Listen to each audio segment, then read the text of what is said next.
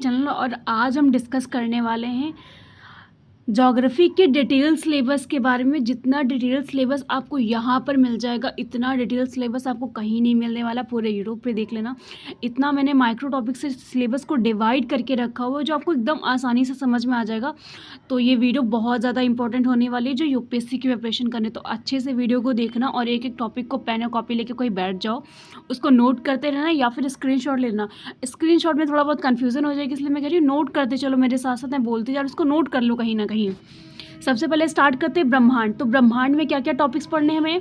ब्रह्मांड के विकास के सिद्धांत, तारा निर्माण, ग्रह निर्माण और सौर परिवार। उसके बाद आता है पृथ्वी का विकास। तो पृथ्वी का भूवैज्ञानिक इतिहास, फिर है पृथ्वी की स्थैतिक संरचना का विकास, फिर अक्षांश और देशांतर के महत्वपूर्ण समानताएं और मैगजीन साहित्य। उसके बाद है पृथ्वी की गतियां, घूर्णन, परिक्रमण और उनके प्रभाव। फिर है ग्रहण, पृथ्वी का चुंबकीय क्षेत्र और पृथ्वी का भूवैज्ञानिक समय पैमाना।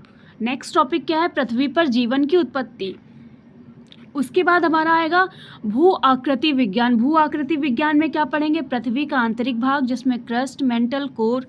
और उसके बाद टॉपिक है सूचना और प्रत्यक्ष अप्रत्यक्ष स्रोत सिद्धांत, यूएस सिद्धांत। उसके बाद है भूवैज्ञानिक रॉक सिस्टम, उसमें क्या क्या है? भौतिक विशेषताएं, क्रिस्टल रूप, विखंडन, फ्रैक्चर, चमक, रंग, लकीर। उसके बाद है पारदर्शिता, संरचना, कठोरता, विशिष्टता, गुरुत्व। पृथ्वी की पपड़ी की प्रमुख तत्व, खनिज पदार्थ, उसमें धात्विक खनिज, कीमती लोहे, अलोहा। उसके बाद आधात्विक खनिज जिसमें सल्फर, फॉस्फेट, सीमेंट आएगी।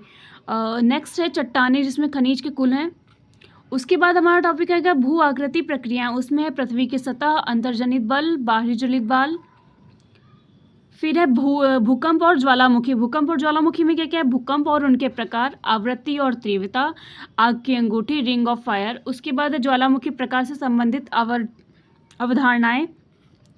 फिर है महाद्वीप और महासागर का विवरण, उसमें क्या क्या है? सिद्धांत, महासागरीय विस्थापन सिद्धांता, महाद्वीप विस्थापन के समर्थन में साक्ष्य, भू संतुलन, समुद्र तल पर प्रसार, विस्थापन की ताकतें, विस्थापन के बाद का अध्ययन, संवहनी धाराएं सिद्धांत, महासागर नितल का मानचित्रण। मुझे पता है राइटिंग अच्छी नहीं, ज़्यादा कमेंट मत करना, ठीक है।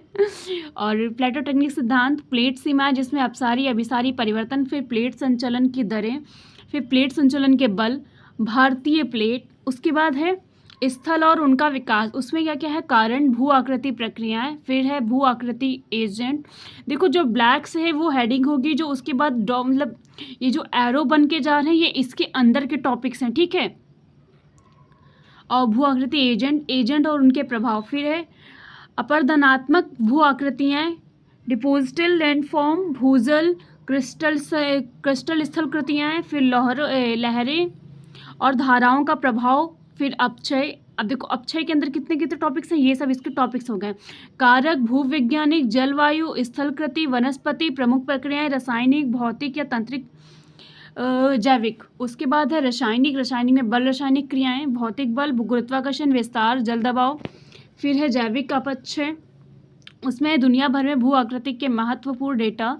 उसके अंदर क्या क्या है? नदियाँ और झीलें, पर्वत और चोटियाँ, पठार। फिर है समुद्र विज्ञान में क्या क्या है? जलमंडल, हाइड्रोजोलिक चक्र, धरत और प्रक्रियाएं, पृथ्वी के धरातल पर जल। उसके बाद है जलीय अंतर्वरोधित विशिष्टताएं, उसमें है महासागर, सागर की विशेषताएं, समुद्र के तल का विभाजन, महाद्वीपीय शेल्फ, महाद्वीपीय ढाल, गहरे समुद्र का मैदान। फिर है महासागरीय गहरी और खाइयाँ। उसके बाद क्या क्या टॉपिक है? मामूली राहत सुविधाएं, तापमान और लवणता, तापमान विवरण को प्रभावित करने वाले कारक, लहरें, सागरीय धाराएं, ज्वारा, महासागरीय जल की गतियाँ। समुद्र संसाधन में क्या क्या है? भूमिगत का संसाधन, सतही जल का संसाधन, अंतर्देशीय जल संसाधन, महासागरीय जल संसाधन, पानी की खपत के पैटर्न, जल संसाधन के संरक्षण, संरक्षण की तकनीकें, महासागर निपेच और कोलर रिफ। अब इनके देखो टॉपिक्स हैं, क्षेत्रीय निपेच, ज्वालामुखी निपेच, जैविक निपेच, अजैविक निपेच, मूंगे की चट्टान ने, ग्रेट बेफियर फील्ड। उसके बाद है जलवायु विज्ञान शास्त्र, उसमें क्या क्या है? देखो जलवायु विज्ञान में है संगठन, गैसें, जलवाष्प और धूल के कण, संरचना, बाह्यमंडल, वायुमंडल, स्थलमंडल, जलमंडल, क्षोभमंडल और ऊंचाई बनाम तापमान। उसके बाद क्या क्या है, तापमान के व्युत्क्रमण की अवधारणा है, सूर्य ताप और ताप बजट। अब ये देखो, ये सब जो है इनके टॉपिक्स है जो एरो करके हुए हैं, सौर विकिरण, ऊष्मा संतुलन, ताप, सूर्य ताप, फिर है पृथ्वी की सतह पर सूर्य ताप की परिवर्तनशीलता, वातावरण को गर्म होने वाला ठंडा होना, चालन संवहन, स्थलीकृत विकिरण, ग्रह पृथ्वी का तापमान बजट।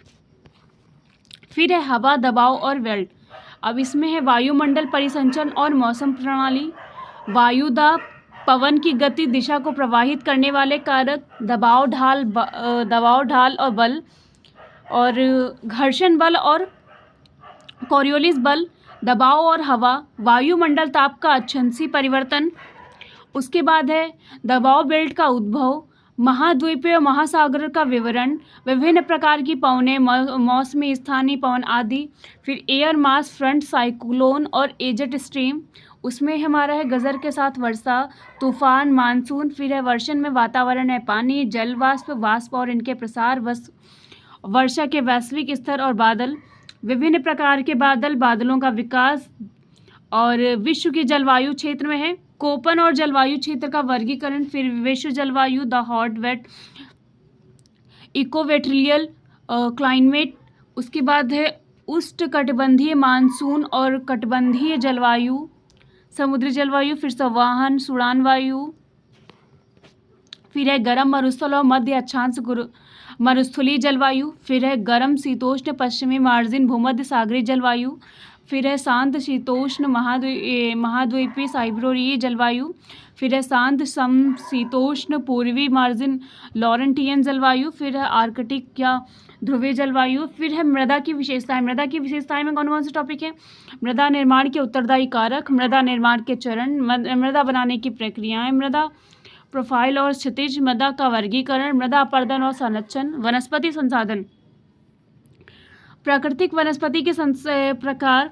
फिर वन और इसके विभिन्न पहलू, विनिर्माण, वनारोपण, मोनोकल्चर प्लांटेशन। उसके बाद है विश्व का मानव और आर्थिक भूगोल। उसमें क्या क्या है, जनसांख्यिकी, जनगणना और मानव जनसाधारण की अवधारणा, जनसंख्या के विवरण को प्रभावित करने वाले कारक। फिर आर्थिक कारक में क्या क्या है, खनिज पदार्थ, शहरीकरण, औद्योगिकरण, सामाजिक संस्कृति कारक। उसके बाद है जनसंख्या वृद्धि। जनसंख्या वृद्धि में क्या क्या है, जनसंख्या वृद्धि पर दर, जनसंख्या की प्राकृतिक वृद्धि, जनसंख्या के सकारात्मक या नकारात्मक वृद्धि। फिर है जनसंख्या परिवर्तन के घटक। उसके अंदर टॉपिक्स हैं आशोधित जन्म और मृत्यु दर, प्रवासन अप्रवासन प्रोत्साह और पशु फैक्टर और कुल फैक्टर, जनसंख्या वृद्धि के में रुझान। उसमें क्या क्या है, जनसंख्या परिवर्तन के स्थानिक पैटर्न है, जनसंख्या परिवर्तन का प्रभाव, जनसांख्यिकी संक्रमण सिद्धांत, जनसंख्यिकी चक्र। फिर है जनसंख्यिकी वृद्धि के सिद्धांत और माल्थुसियन सिद्धांत, मार्क्सवाद सिद्धांत, जनसंख्यिकी संक्रमण सिद्धांत, इष्टतम जनसंख्या, अति जनसंख्या, अल्प जनसंख्या। फिर है जनसंख्या नियंत्रण के उपाय, विश्व जनसंख्या विवरण, घनत्व और विकास, जनसंख्या का महाद्वीप व्यापी विवरण। फिर है विश्व स्तर पर जनसंख्या का घनत्व और पैटर्न। फिर जनसंख्या संरचना, जनसंख्या संरचना में क्या क्या आता है, लैंगिक संरचना, लिंगानुपात, प्राकृतिक लाभ बनाम सामाजिक, वायु संरचना, वायुलिंग पैरामीड, संरचना, ग्रामीण शहरी संरचना, व्यावसायिक संरचना, धर्म आधारित संरचना। उसके बाद हेडिंग से जनसंख्या की समस्या, जनगणना सन 2011, मानव विकास। इनके अंदर क्या क्या है, मानव विकास के अंदर क्या क्या है, देखो विकास बनाम समृद्धि, विकास के 4 स्तंभ, हिस्सेदारी, वहनीयता, उत्पादकता, आधिकारिकता, मानव विकास के दृष्टिकोण, मानव विकास का मापन, मानव विकास की अंतर्राष्ट्रीय तुलना। फिर आर्थिक क्रियाकलाप जिसमें है जैविक कृषि, आदिम निर्वहन, गहन निर्वहन, वृक्षारोपण कृषि, व्यापक अनाज की खेती, माध्यमिक गतिविधियाँ। फिर है उत्पादन, आधुनिक बड़े पैमाने पर विनिर्माण के लक्षण, मशीनीकरण के कौशल, विधियों की विशेषताएं, तकनीकी नवाचार। फिर है विनिर्माण उद्योग का वर्गीकरण। फिर आकार के आधार पर उद्योग, इनपुट पर आधारित उद्योग, स्वामित्व पर आधारित उद्योग, पर्यावरण और संचार, अंतर्राष्ट्रीय व्यापार। उसके अंदर टॉपिक्स आएंगे विदेशी निवेश की सीमाएं, अंतर्देशीय व्यापार के महत्वपूर्ण पहलू, व्यापार और संतुलन। फिर है बंदरगाह बस्तियां, उसमें टॉपिक्स है बस्तियों के प्रकार और पैटर्न, ग्रामीण और शहरी बस्तियों के स्थान को प्रभावित करने वाले कारक, भारत के शहरीकरण के मुद्दे, ग्रामीण शहरी प्रवासन, मालिन बस्तियों का उदय, समावेशी शहर, स्मार्ट शहर। फिर है भारतीय भूगोल। भारतीय भूगोल की फर्स्ट हेडिंग है भारतीय भूगोल, भौगोलिक स्थिति, भूविज्ञानिक क्षेत्र, भौगोलिक उप इकाइयाँ, हिमालय, प्रायद्वीप, प्रायद्वीप पठार, मैदान, भारत के उत्तरीय मैदान, झील, रेगिस्तान, भारतीय तट और द्वीप। जल निकासी व्यवस्था। जल निकासी व्यवस्था में है जल निकासी का वर्गीकरण, हिमालय का जल निकासी, सिंधु नदी प्रणाली, गंगा नदी प्रणाली, ब्रह्मपुत्र नदी प्रणाली, प्रायद्वीप नदी प्रणाली। फिर है जलवायु। भारत की जलवायु को प्रभावित करने वाले कारक, मानसून, मानसून का तंत्र, एल नीनो का लालिना। फिर कोपन का जलवायु वर्गीकरण। बोलने की स्पीड ज़्यादा तेज हो रही है ना मेरी। भारत में मृदा, फिर उसमें कौन कौन से टॉपिक्स आते हैं। फिर मृदा की अम्लता और बनावट, मृदा के खनिज, मृदा अपरदन, मृदा संरक्षण, प्राकृतिक वनस्पतियाँ में वनस्पतियाँ, कच्छ वनस्पतियाँ, वन क्षेत्र का वितरण, जनसंख्या, जनसंख्या का आकार और वृद्धि दर, कोर वितरण। फिर है विश्व जनसंख्या में भारत और जनसंख्यिकी संक्रमण, भारत में जनगणना। फिर राष्ट्रीय जनसंख्या नीति, साक्षरता, जनसंख्या की लिंग संरचना, स्वास्थ्य संकेतक। फिर बस्तियां और शहरीकरण, ग्रामीण और शहरी बस्तियां, निपटान पैटर्न को प्रभावित करने वाले कारक, बंदोबस्त के प्रकार। भूमि संसाधन में है भूमि उपयोग, भूमि क्षरण के कारण और प्रभाव, सतह भूमि प्रबंधन। फिर है खनिज संसाधन, खनिज के प्रकार, धात्विक खनिज और अधात्विक खनिज। उसके अंदर टॉपिक्स हैं खनिज और खनन क्षेत्र का विवरण, खनिज क्षेत्र का वितरण, उत्पादन, अंतर्राष्ट्रीय व्यापार, खनिज संसाधनों का संरक्षण। फिर है ऊर्जा संसाधन, ऊर्जा का वर्गीकरण, पारंपरिक ऊर्जा का उत्पादन, ऊर्जा उत्पादन खपत के सामान्य रुझान, भंडार और ऊर्जा के स्रोत, अन्वेषण, अंतर्राष्ट्रीय व्यापार, ओपेक तेल व्यापार में उनकी भूमिकाएं, परमाणु ऊर्जा के उत्पादन, परमाणु ऊर्जा के वैकल्पिक, गैर वैकल्पिक स्रोत। फिर है कृषि क्षेत्र का प्रदर्शन, भारत में खेती के प्रकार, भारत में फसल पैटर्न, कृषि क्षेत्रीकरण, अवसंरचना कारक, बीज, उर्वरक, सिंचाई, भारत में भूमि उपयोग पैटर्न, हरित क्रांति, कृषि विपणन और कृषि क्षेत्र के प्रमुख योजनाएं, किसानों के लिए राष्ट्रीय नीति, कृषि पर जलवायु परिवर्तन का प्रभाव, स्थायी कृषि में आईडी का उपयोग, कृषि मुद्दों पर चुनौतियां। फिर है कृषि क्षेत्र के विकास, फसलों की उत्पादकता, उद्योग। उसमें है औद्योगिक विकास, लौह इस्पात उद्योग, कपड़ा उद्योग, इंजीनियरिंग उद्योग, उर्वरक उद्योग, नाइट्रोजन उद्योग, सीमेंट उद्योग।